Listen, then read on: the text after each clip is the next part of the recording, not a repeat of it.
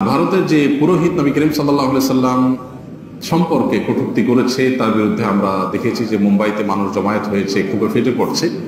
আমাদের দেশ থেকেও আমাদের আওয়াজ তোলা দরকার যে প্রিয় নবী সাল্লাল্লাহু আলাইহি সাল্লামের অবমাননা পৃথিবীর যে প্রান্তেই হোক না কেন মুসলমান তার জন্য কষ্ট অনুভব করবে এবং তার ক্ষোভের কথা সে প্রকাশ করবে। তার সাধ্য অনুযায়ী সে অন্যায়কে প্রতিহত করা, এর বিরুদ্ধে প্রতিবাদ করার সে চেষ্টা করবে। এটা আমাদের ঈমানের দাবি।